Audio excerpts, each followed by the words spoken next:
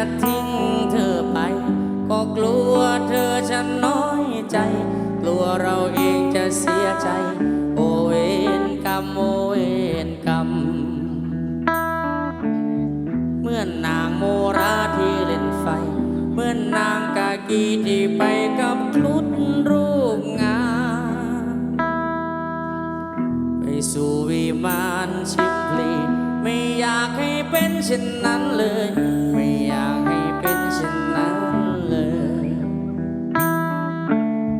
มีดาบสองเล่มให้เธอเลือกใจนางโมลาเลือกฆ่าผัวได้ยินเรื่องราวแล้วเศร้าใจ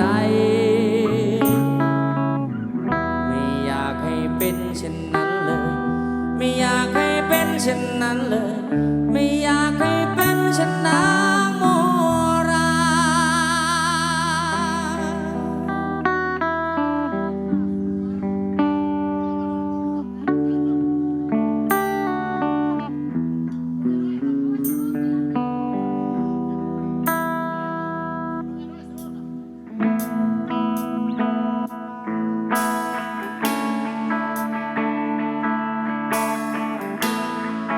และสวัสดีกับพวกเราในช่วงที่2เลยกันนะ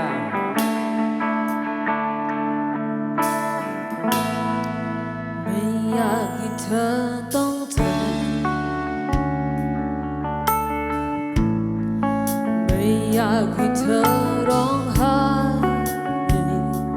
เพราะว่าฉันไม่ได้รักเธออย่างที่เธอเข้าใจแค่อยากให้เธอเข้าใจสักหน่อยกับสิ่งที่เธอทุ่มเททุกอย่างให้กับเธอไม่มีค่าใดไม่มีทางจะทำให้ฉันนั้นรักเธอดีกว่าเดินไปจากฉันจนถึงวันที่มีไม่รักดีคนคนนี้โปรดอย่ามองกับเราอย่าฟังฉันไว้ในหัวใจและคงไม่นานเท่าไรเธอจะเจอคนที่ดี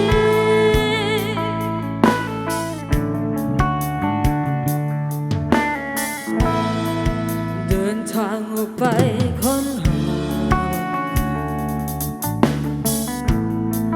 เจอใครสักคนที่ดีคนที่จะรักที่จะเข้าใจเธอให้ได้เจอวันนั้นที่ดีกว่าดีกว่าเดินไปจากฉันจนถึงฝันที่มีไม่รักดีค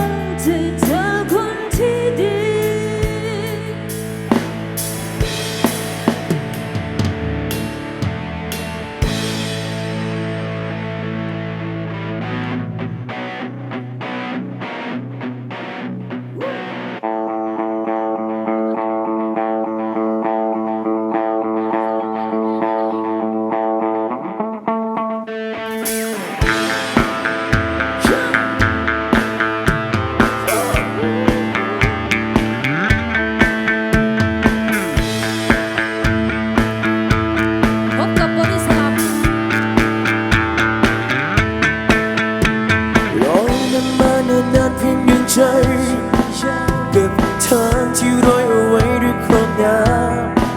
สิล้านชมทิมทางจนใจมันเก็บทนไม่ไหวชีวิตที่ไม่อยากเห็นขนาดนั้นสองมือจะมีดูแรงขนาดไหนก็หัวใจของคนยังยืนยันจะไม่ทอดใจในค่ำคืนที่ฟ้านั้นไม่มีดาวอยู่ตรงนี้ฉันยังคงก้าวไปยังคงไม่รักเธอเป็นแสงนำไปในคืนที่รอเธอวันเวลาไม่เคยจะหยุดได้อย่างไรเราคงต้องเดินไปกับมันเก็บทุกความผิดพังเป็นคำเตือนให้เราเข้าใจชีวิตนั้นต้องได้คำว่าฝ่าฟันขอเพียงที่เราเท่านั้นไม่หวั่นไหวชีวิตของเราทุกชาติไม่มีความหมายในค่ำคืนที่ฟ้านั้นไม่มีดาวอยู่ตรงนี้ฉันยังคงก้าวไปยังคงไม่รักเธอไปแสงดาวไปในคืนที่รอและที่ความฝันนั้นพร้อมเป็นเพื่อนตายเส้นทางนี้ฉันยังมีจุดหมายตราบใดที่ปลายท้องฟ้ามีแสงนำไปจะไปให้ถึงแสนสุดเธอ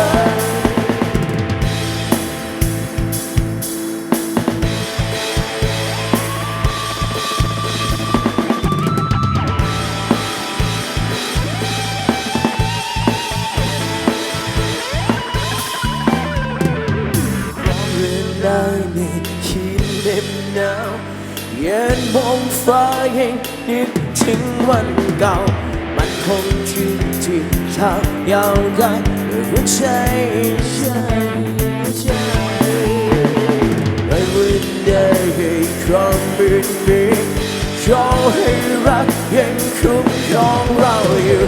เติมพลังให้ใจดูที่ไม่ยอมแพ้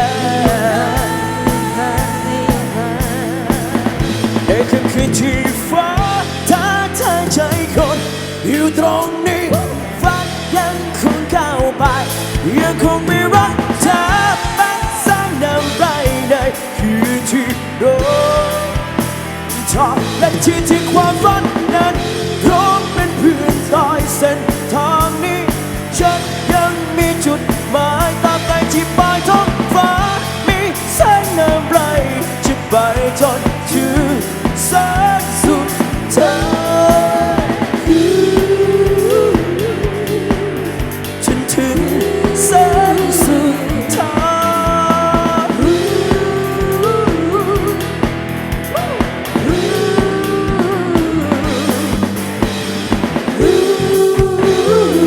ตามใดที่ปลายท้องฟ้าตามใดที่ปลายท้องฟ้า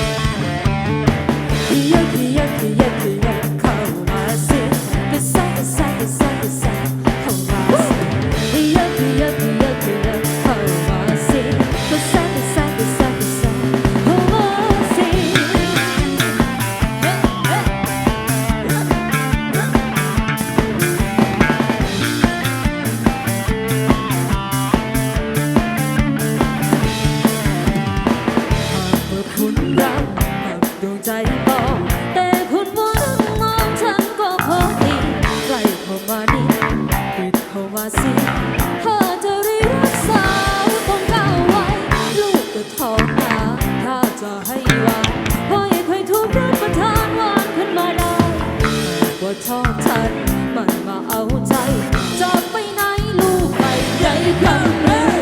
ยกยกยกยกเข้ามาสิกระแซะกระแซะกระแซะกระแซะเข้ามาสิยกยกยกยกเข้ามาสิกระแซะกระแซะกระแซะกระแซะเข้ามาสิเอ๊ะเอ๊ะเอ๊ะ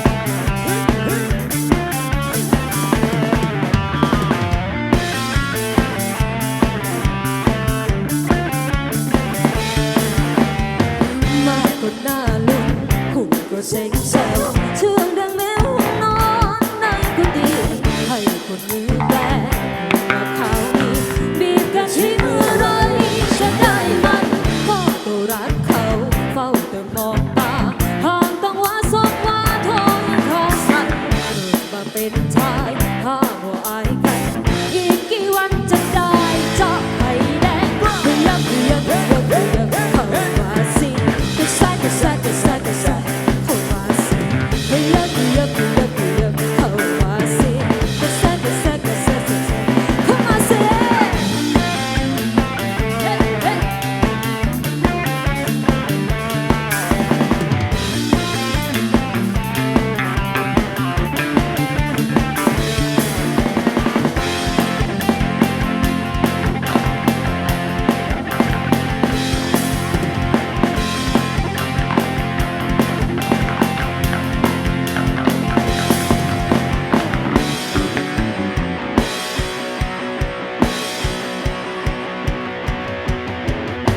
ฮ้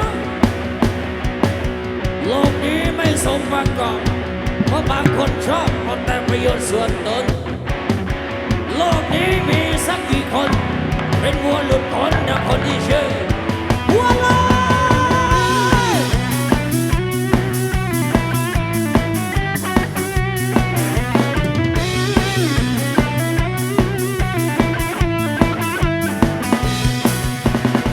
ลอยอยู่เพื่อยาทำไมจะหาเร็วเกินไปวัวลอยไปอยู่ที่ไหน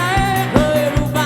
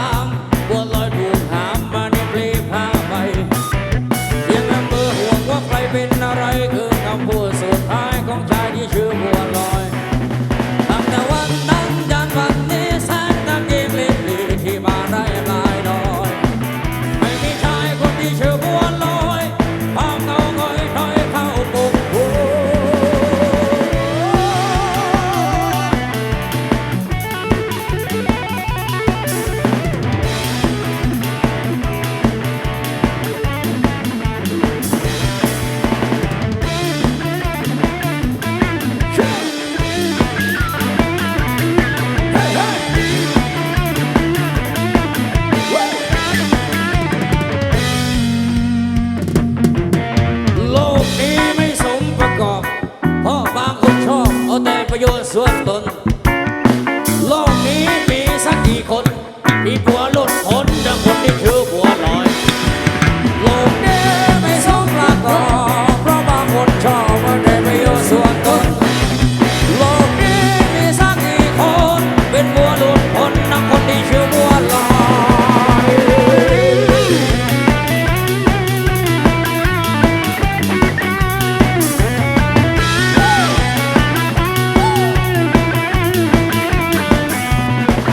โลกนี้ไม่สมประกอบเพราะบางคนชอบว่าได้ประโยชน์ส่วนตนโลกนี้มีสักกี่คนเป็นบัวหลุดพ้นดังคนที่ชื่อบัวลอยบัวลอย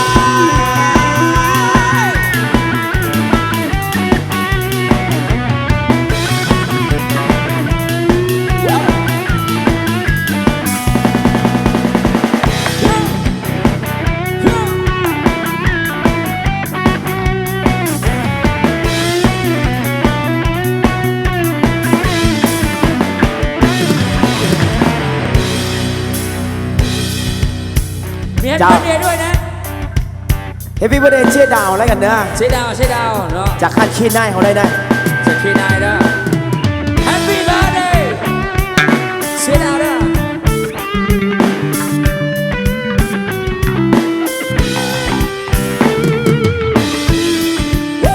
เฮ้ยเฮ้ยใช่ไหม อยู่ทางไหนกัน Happy birthday to you Happy birthday to you Happy birthday Happy birthday Happy birthday to you Happy birthday to you Happy birthday to you Happy birthday Happy birthday Happy birthday to you Happy birthday to you to you birthday to you to you Happy birthday เอาไม่มาอีกบัตรหนึ่งมาเลย Happy birthday to you Happy birthday to you Happy birthday to you Happy birthday Happy birthday Happy birthday to you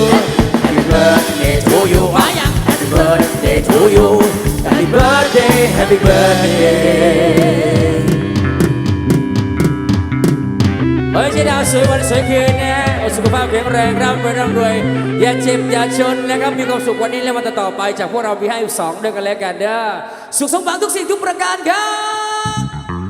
Happy birthday to you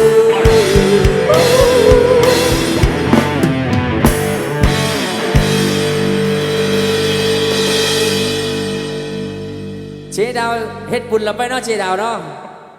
ท่านเฮ็ดบุญกับท่านเฮ็ดบุญมาเฮ็ดกับผู้เฮากันเลยเด้อเพราะว่าการเฮ็ดบุญนี่บ่ต้องจำเป็นต้องใส่บาตรหรือว่าถวายสังฆทานเนาะเฮ็ดบุญกับนักร้องนักดนตรีนี่กุศลแรงทีเดียว ให้เท่าไหร่ ฮะ หรือว่าแล้วแต่ศรัทธา แล้วแต่ศรัทธาเด้อจังนั้นก็อาจจะน่ะก็50,000ขึ้นเด้อจังนั้น นับคนใส่จะค่อยหัวคนเนาะ เข้าใจด้วยนะครับผมสำหรับเจ๊ดาวรางวัลนะฮะที่มอบให้นะครับการทำบุญ เป็นทุนอาหารกลางคืนจากพวกเฮากันแล้วกันเนาะขอบใจได้หลายสำหรับทุนการศึกษาเราในร้านน้อย คั ไป นแม่นเจ๊ดาวบอกว่าให้นี่พวกเฮาอายแท้ๆเดี๋ยวมาเฮาบ่เห็นแกงเงินดอกขันบ่ไหลดิเข้าใจแล้วนะเอาเพลงมานำเอา3 2 1สบายดีช่วงที่2กับพ่อพี่หาย2กันแล้วกันเด้อเนาะในช่วงนี้ก็แล้วกันนะมีผลงานเพลงมานำบอกว่าเจ๊ดาวเพิ่นขอประกอบส่วนอันนี้เงินการประกอบส่วนบ่ดิอันนี้เงินค่าประกอบส่วนเนาะอันนี้ค่าเป็นห้องเพลงค่าเป็นสิมาร้อง โม เพ เม ล น ง ต์ข่าวห้องเพลงใครเมื่อกี้เนี่ยโมเมนต์ไหน โมเมนต์ที่ยังอยู่เพิ่นมาขอเพลงแค่ผู้ชายมันทิ้งแล้วก็เธอจะเรียกใครเธอจะเรียกเธอจะเลือกใครเนาะเอาเบิร์ดระบอกเบิร์ดอะไรได้2ประการเบิร์ดแล้วเนาะขออ่านจดหมายอีก2ฉบับด้วยกันเนาะบันไดสีแดงซ่อนกินซ่อนกลิ่นนะครับซ่อนอยู่ว่าเราช่วงนี้ซ่อนอยู่จนถึง12 โมงกับมาเลยเนาะไม่ซ่อนแล้วแม่สายมีแม่สายด้วยสุดเจอแม่12 โมงใช่ปะแม่ยัง12 โมงแม่12 โมงแม่ยังแม่สวยเหรอบอกไว้ว่าซ่อนกินนะเดี๋ยว12 โมงเหมือนกันมาฮู้กันอยู่แล้วกับผมครับพี่แม่12 โมงนำ จ้าทักทายเสียงเพลงแล้วกันช่วงนี้อยากฟังเพลงอย่างเป็นพิเศษนะเขียนเชียร์กันมาได้นังโซนด้านสั้น2ด้วยนะดัมเบอร์ทรีนะ เจ้า แล้วก็เป็นโซนทั้งเคนไนเนี่ยแล้วก็ทั้งโซนทั้งด้านหน้าเขาทั้ง หลายๆโซน ทั้ง หลายๆ แซ่ โซน แล้วก็ทั้งมีเมาเนี่ยนะ โอ้เจ้า โซนด้านหน้าแล้วกันได้สำหรับใครอยากจะฟังเพลงอย่างเขียนเชียร์กันมาได้นะทักทายเสียงเพลงมาช่วงนี้ ด้านหลัง อยู่กับเขาในช่วงที่2นะ เจ้า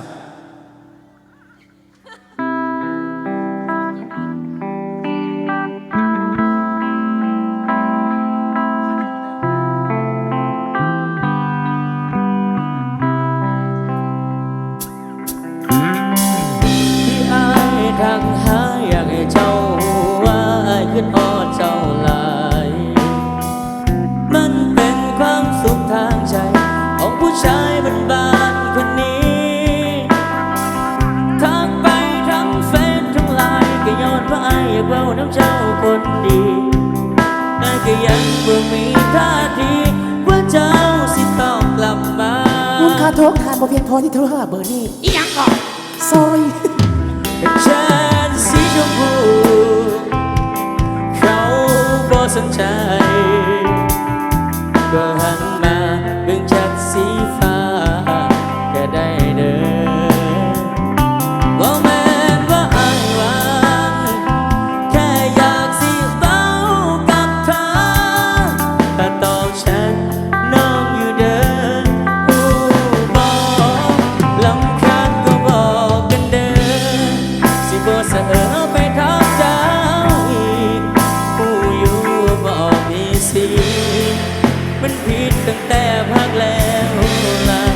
หลุดคิดก็บอกกันด้วยคนหวยก็บอกกันมาสิบ่ทักไปหาแต่เจ้าบ่อยากเว้านำโอ้เพื่อให้เจ้าสบายใจ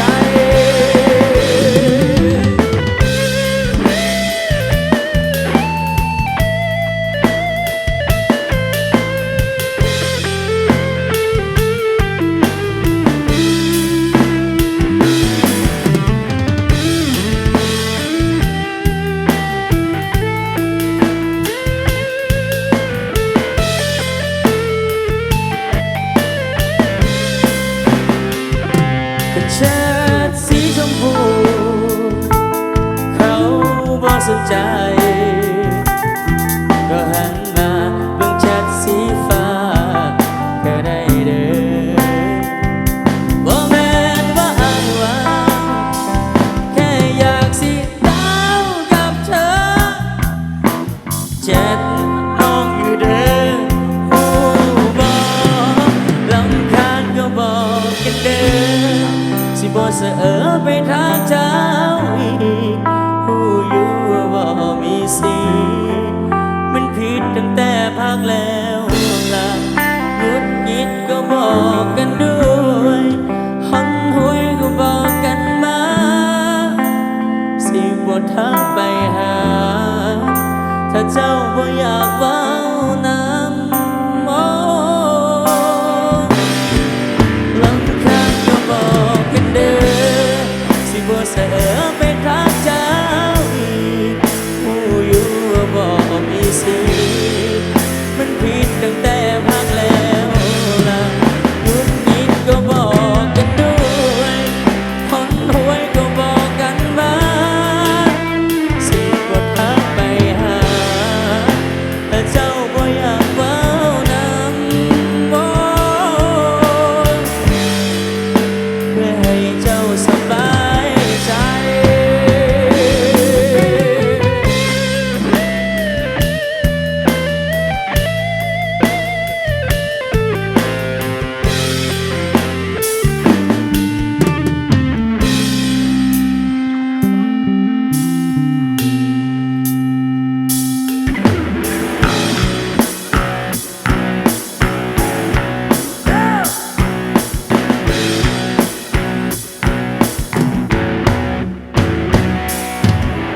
ถ้าเธอไม่ยังอยู่กับฉันจริงๆยินยอมทุกสิ่งให้เธอทิ้งไปฉันขอแค่เพียงให้เวลาหน่อยได้ไหมอยากลา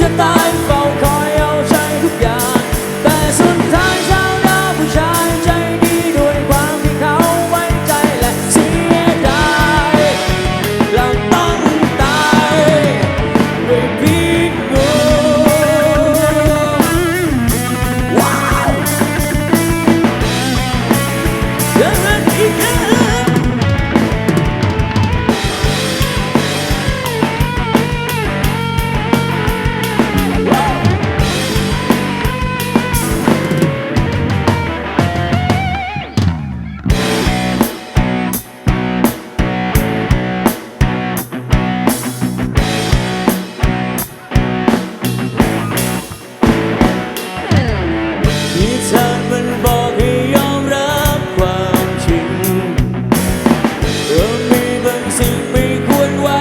ใจ อะไรก็อยากให้ฉันดีสักแค่ไหนไม่เชื่อไม่รักไม่จริง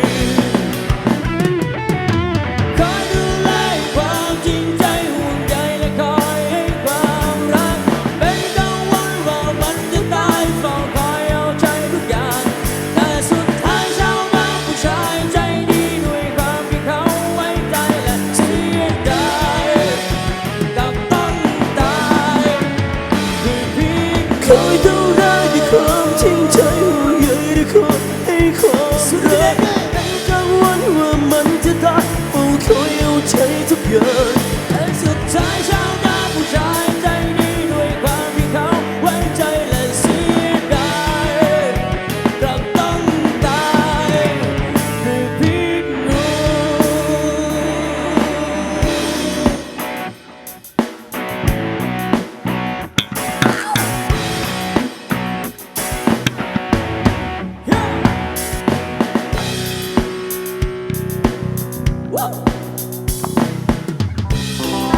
자, 그래 나무래가 저기다.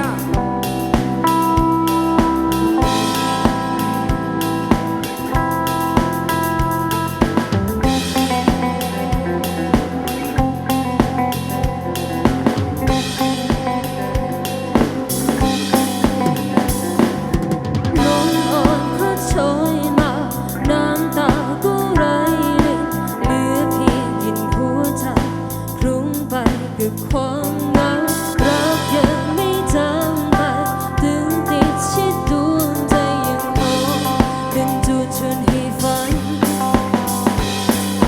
คอยแอบในเคียงกายยิ่งแอบไม่รู้ใครใต้เงาของแสงจันทร์เย้ายวนไม่เลือนหายซ่อนเก็บไว้ข้างใน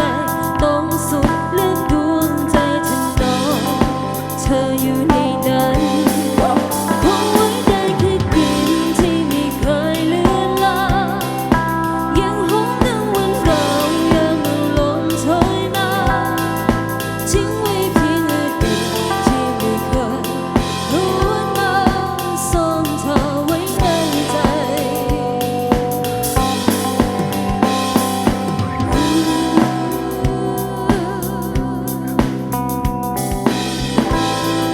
เ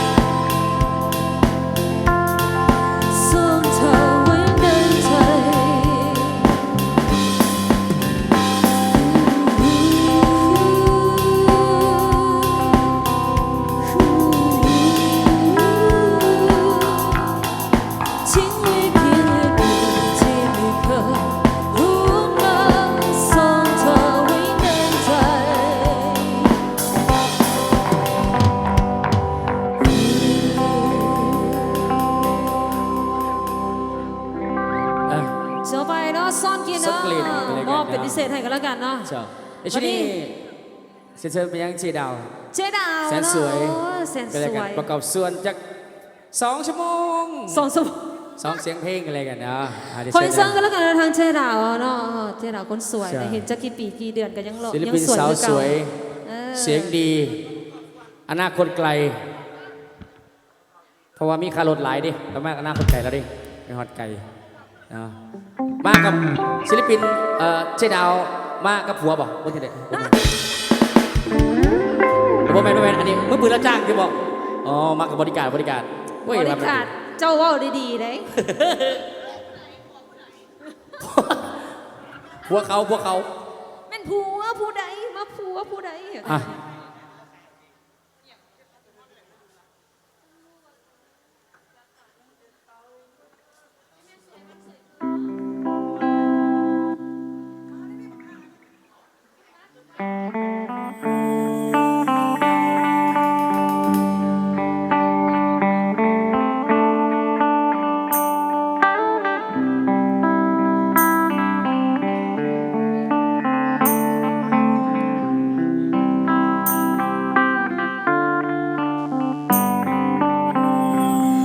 ฉันรู้ว่าเธอเหงา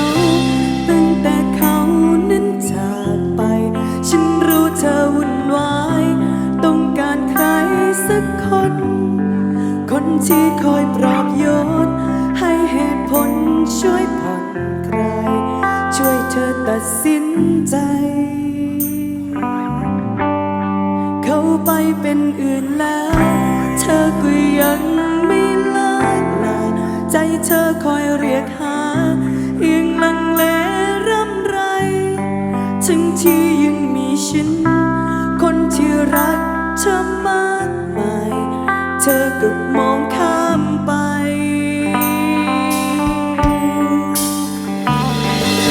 ใจดวงเดียวแต่มี2 ทางเดิน เธอเลือกใคร ลองถามใจเธอดู ว่าเธอจะเลือกคนที่เธอรัก หรือว่าเธอจะเลือกคนที่เขายังรักเธอเสมอ ฉันเองอาจจะร้องไห้คำควรจะเสียเธอ แต่อีกคนเขาคงไม่แคร์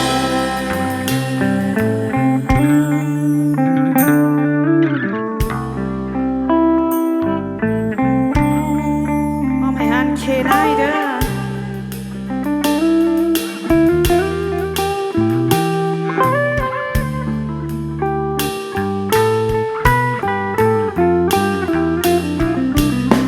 เข้าไปเป็นอื่นแล้ว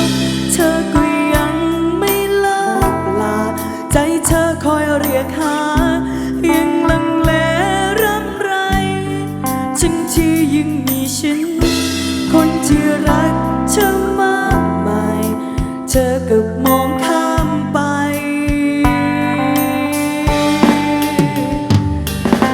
ใจดวงเดียว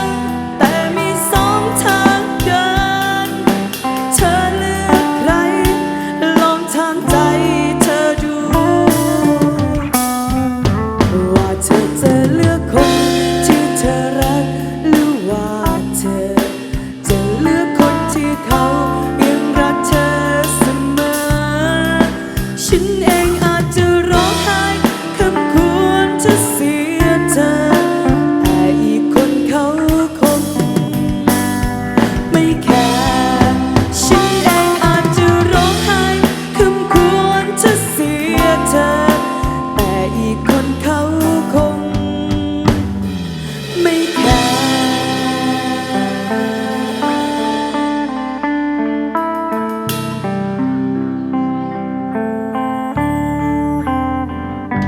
เอาขอเสียงตบมือทางเจ๊ดาวเลยเด้อ เสีย อีกเพลงเพิ่นว่าอีกเพลงเนาะเพลงเดียวบ่ได้เดี๋ยวขาบ่คู่กันเนาะ เพลงที่พ่อให้หนอนเนียนเด้อหนอนเนียนหนอนเนียน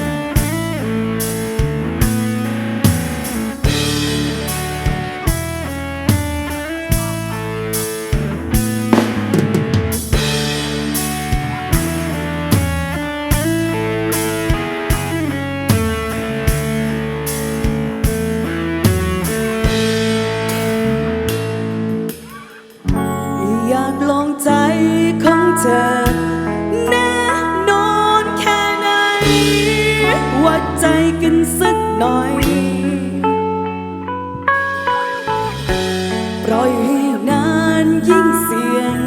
ขอเพียงได้รู้ ฉันรักเธอใครแน่จริงเพราะเธอทำให้หวั่นใจ ยิ่งหวั่นใจเธอยิ่งรู้ แอบซ่อนความหลอกลวงไว้ลึกๆภายใน เธอต้องการเพียงหลอกใจ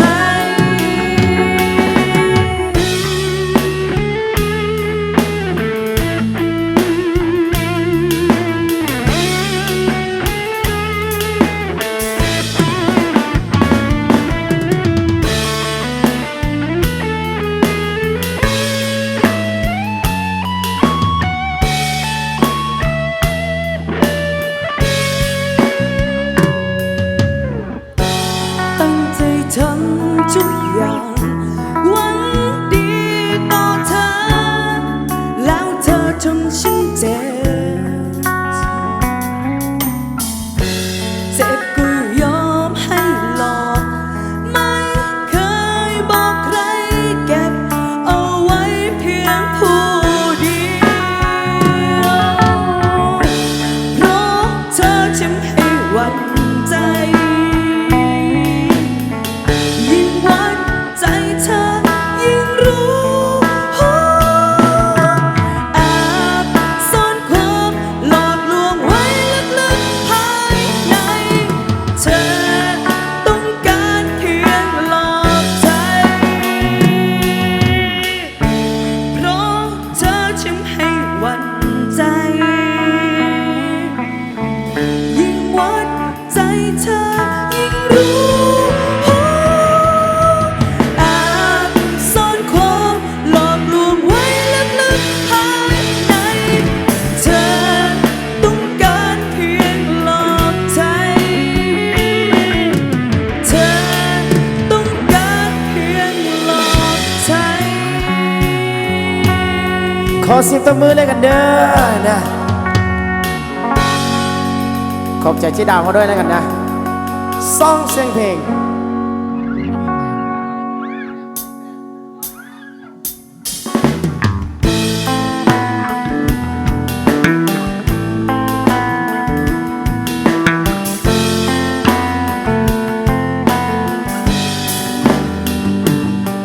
ในชีวิตเคยมีคนผ่านมา แต่ว่าเขาเข้ามาก็ผ่านไป หัวใจนี้ไม่มีใคร ไม่ว่ารักฉันมีให้กับใคร แต่สุดท้ายก็ลงแบบเดิมคือช้ำใจ กลับมา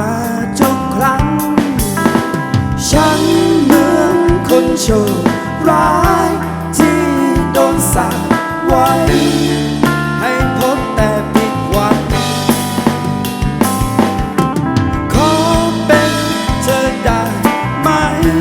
ช่วยปลดคำสาปร้ายคำนั้น ช่วยฉันได้เจอรักเสียทีอยากโดนเป็นเจ้าของ อยากมีคนจับจองแม้เธอได้ครอบครองเจ้าของใจดวงนี้ จะคอยให้ความรัก จะดูแลอย่างดีให้เธอทำให้ฉันไม่ต้องทน เป็นคนนี้ คนไม่มีแฟน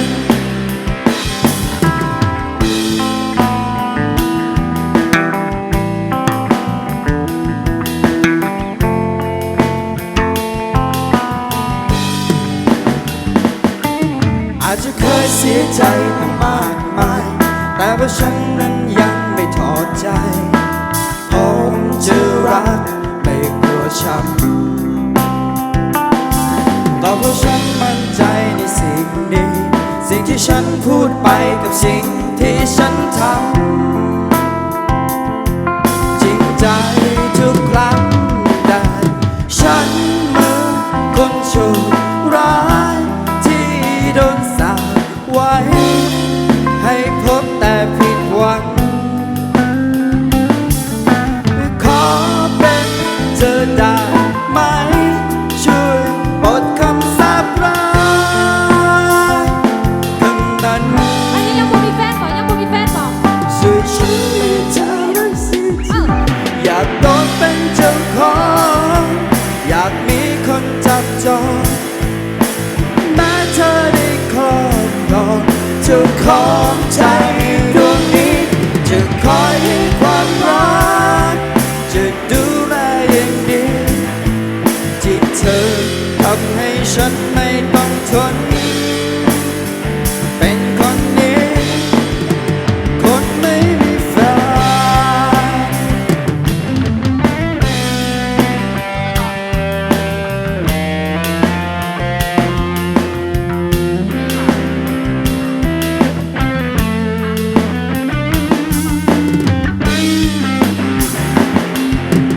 ฉันเหมือนคนโชคร้ายที่โดนสาปไว้ให้พบแต่ผิดหวังขอเป็นเธอได้ไหมช่วยปลดคำสาปร้ายคำนั้นช่วยฉันให้เธอรักสิทีอยากโดนเป็นเจ้าของอยากมีคนจับจองแม้เธอได้ครอบครองเจ้าของใจดวงนี้จะคอยให้ความรักจะดูแลอย่างดีที่เธอทำให้ฉันไม่ต้องทนเป็นคนนี้คนไม่มีแฟน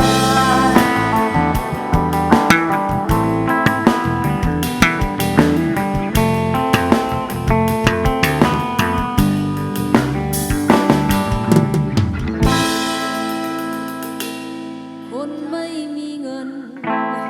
จะขอเซิร์ชแล้วกันนะสำหรับฮันนัมเบอร์3วันนี้ ว่า เขาเป็นพี่เบิร์ดวันนี้ พี่เบิร์ด มีนักร้องเสียงดีป่ะนี่ แมน เบิร์ดต้องใช่ประสงค์สติดีบอกโมแมนเบิร์ดต้องใช่ไม่กินใจ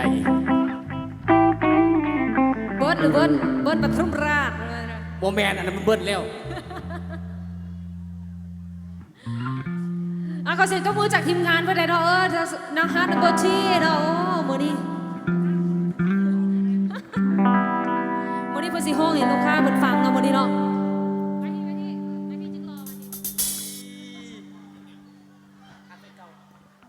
เพื่อนว่าไม่นี่จึงรอไว้สิเดอ่ะขอประกอบส่วนกันแล้วกันเนาะ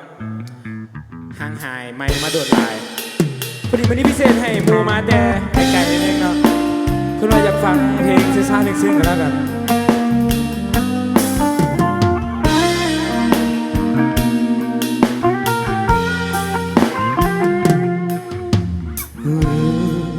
ก่อนมีฉันนั้นเธอมีใครหรือเขาสำคัญเท่าไรก่อนที่เขาจะไปทิ้งเธอ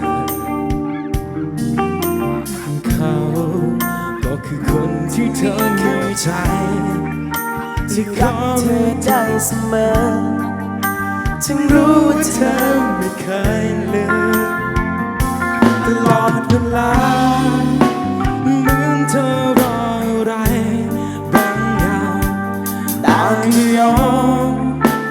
หวังสักวันชนะหัวใจของเธอ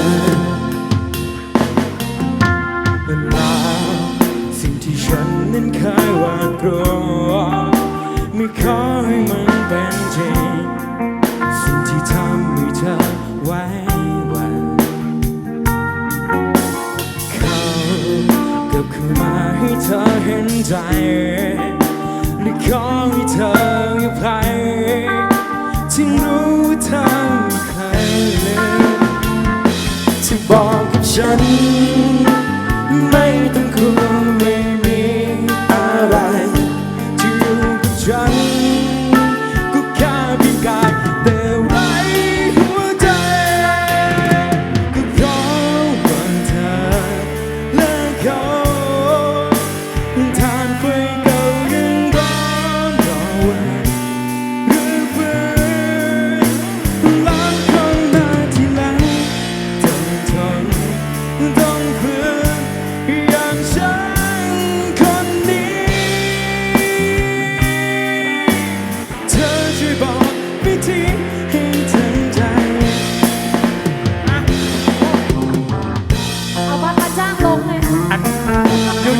บัตรพูดเอาไปคืน อันนี้จ้างลงหรือจ้างอยู่ต่อเลย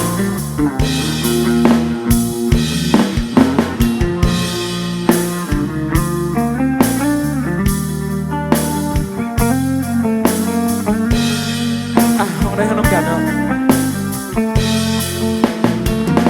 ที่รอเวลาเหมือนเธอรออะไรบางอย่างปานก็ยอม เพราะฉันก็อยากชนะใจ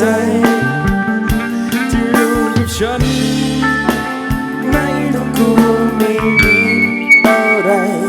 ที่อยู่กับฉัน ก็แค่เพียงกายแต่ไร้หัวใจ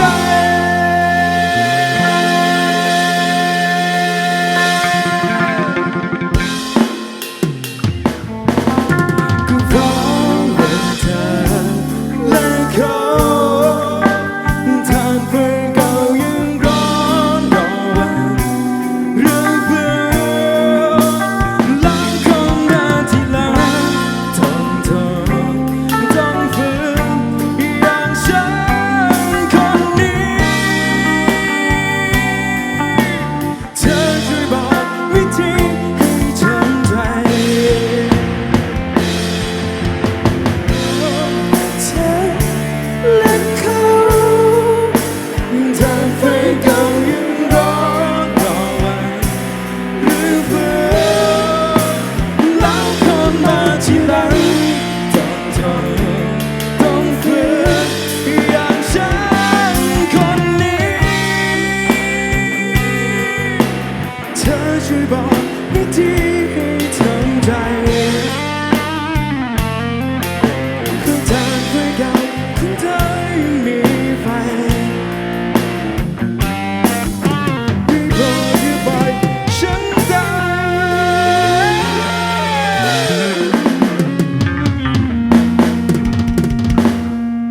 ในกอง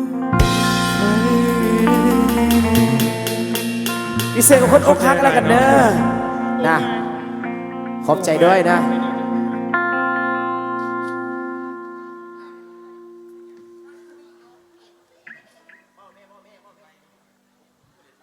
จบไปเนาะจากหนุ่มหล่อเนาะ